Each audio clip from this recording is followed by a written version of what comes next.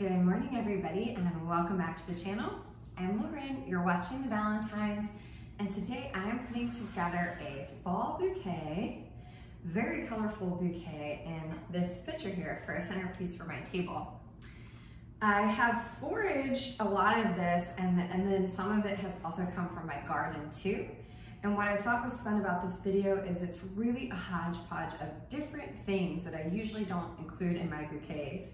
If you've seen some of my other floral arrangement or bouquet videos, I'm usually building bouquets that are wrapped in newspaper and sold at my market table. So not in a vase, but sold as a bouquet. And I generally have a very specific formula for that and color scheme. This is like a hodgepodge of really cool stuff. So I wanna go through and show you what I've got, and then we're gonna try to arrange it in this picture, which is very new to me. Like I say, I usually do bouquets. So this picture kind of inspired the whole thing. I love it. It was given to me by my best friend, I wanna say over 15 years ago. It's a Fiestaware yellow picture, and I loved it. I was commenting, this is back when, I don't know if you guys remember when Rachel Ray was doing her 30-minute meals show, and she had this Fiestaware picture in the background of her kitchen shoot. And I always loved it, and my best friend picked up on that, and she got it for my birthday one year.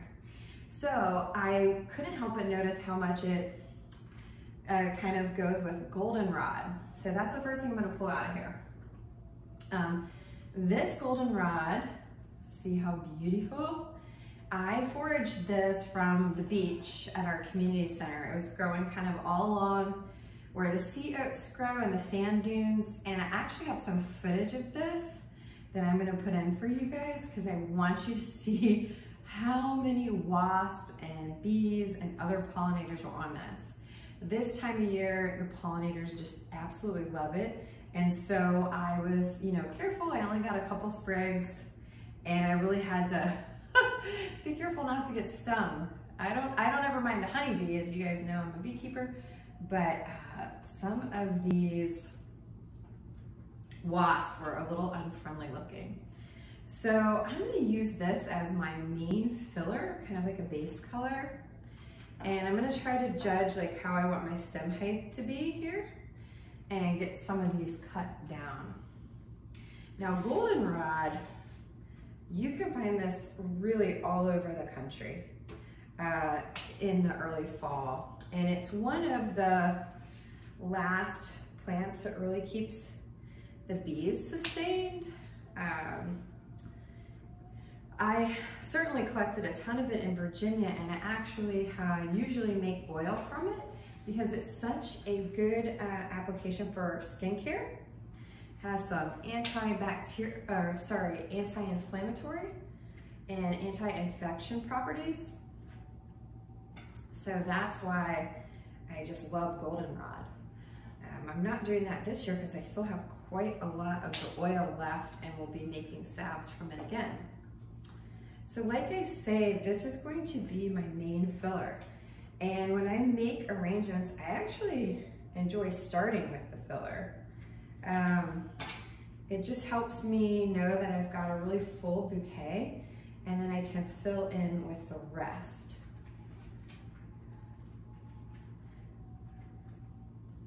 And this is different for me. I usually don't do vases, so there we go.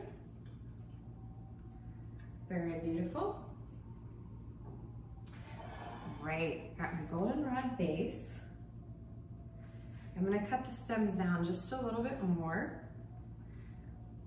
I think they're a bit too long.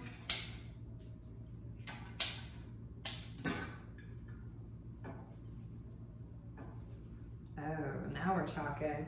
Love that. All right, what do we have next? Some interesting cast of characters here. Next up, I want to share with you this beautiful blue mist flower. And I thought I would mention, guys, whenever I harvest flowers, and I'll link some of my previous videos below, whether it's from my garden or forage, I usually just get a 5-gallon bucket and I fill it with a few inches of water. And what I do is I try to cut for a very long stem length, and then I strip the bottom of the stem so that they're more prepared and ready to go into a bouquet. I like to leave a little bit of the greenery and some sprigs. Now this is going to be a little too much for this vase, so I'm gonna have to cut off these bottom sprigs. But take a look at this blue mist flower. So I've never observed this growing in Virginia, but it grows wild and plentiful down here. We had some in my garden and a ton over at our community beach and park. So that was really exciting. I'm just estimating my stem length here. I'm gonna cut these off. So I'm just gonna disperse these kind of evenly throughout our yellow goldenrod. Wow. So these create branches with tons of little tiny flowers, and they have like almost silk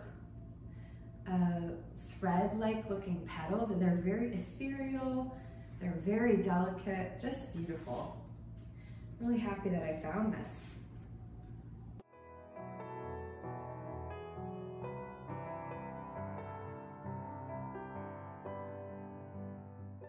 So if you ask me, this is already just a picture of beauty.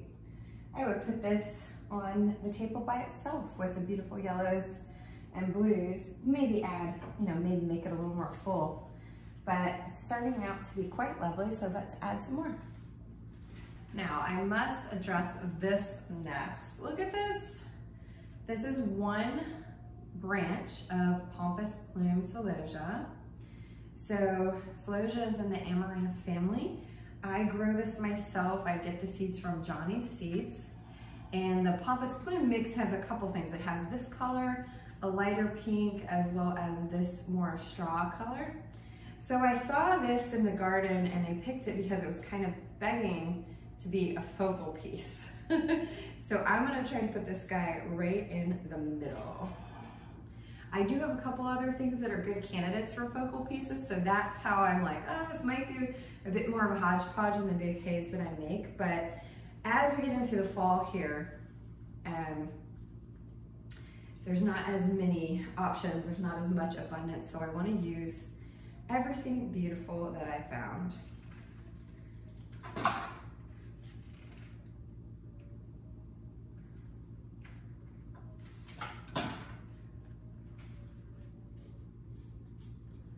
Stick you right in the middle there.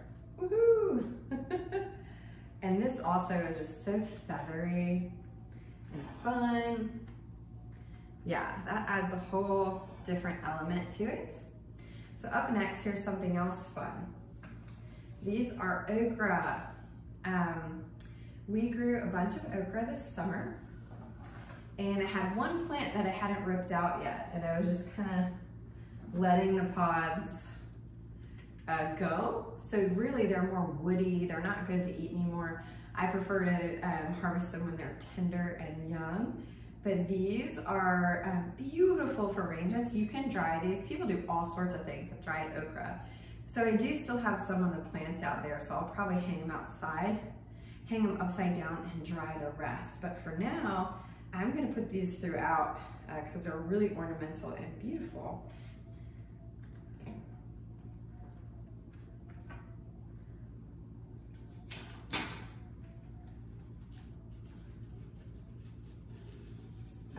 And I think these more ornamental things are kind of a hallmark of fall bouquets. I had some rose hips as well, which were just beautiful, but they didn't really have a good stem length, so I did not include those. But those would have been really cool. I'm gonna reduce the stem length of this one.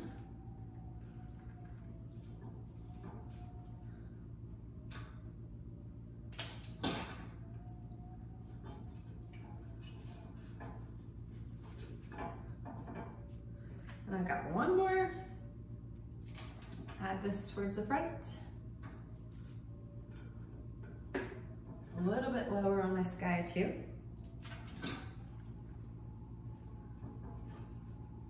Awesome. that adds a really, really fun element to this.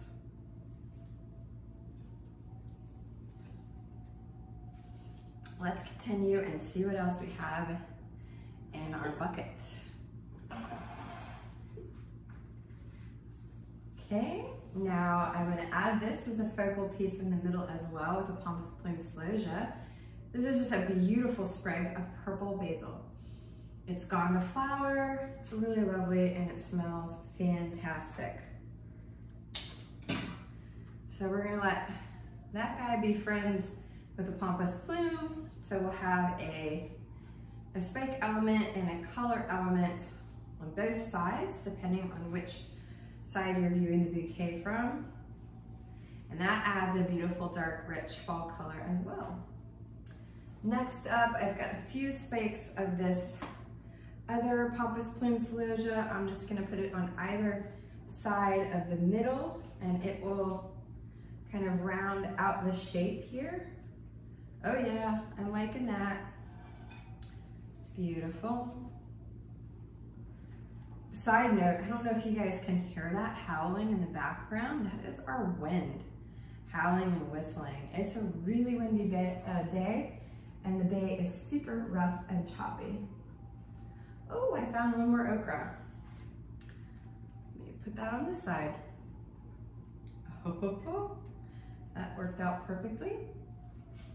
Now for a very common character in my bouquet lineup. You guys know I love these giant wine zinnias. They are so easy to grow.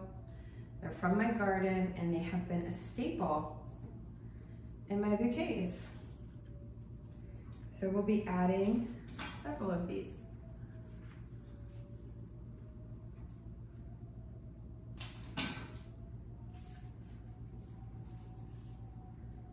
I'm just eyeballing where I think they would go best on both sides.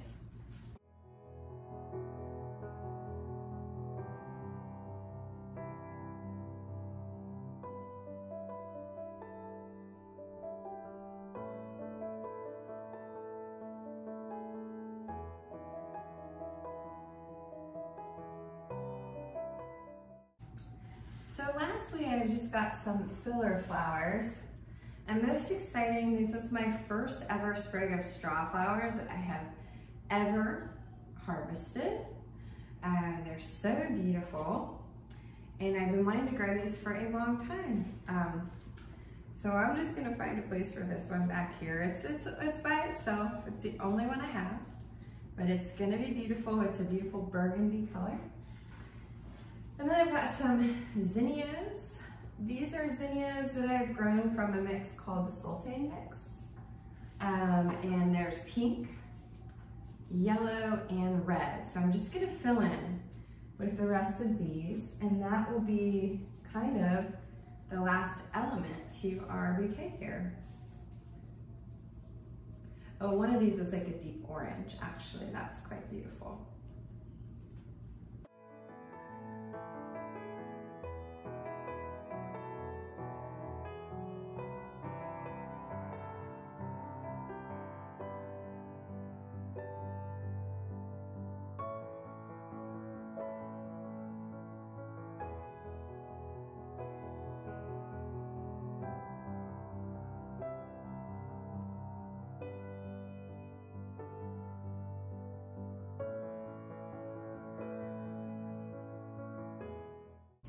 I absolutely love it. It is by far the most hodgepodge of an arrangement that I've done. I love that I used just whatever was available, and it just looks stunning on my dining room table.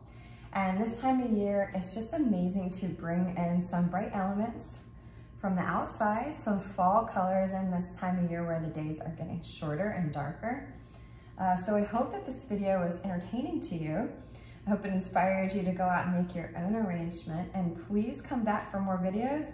I publish about 2 videos a week, all things homegrown and homemade, and I appreciate you being here. I look forward to seeing you on the next one.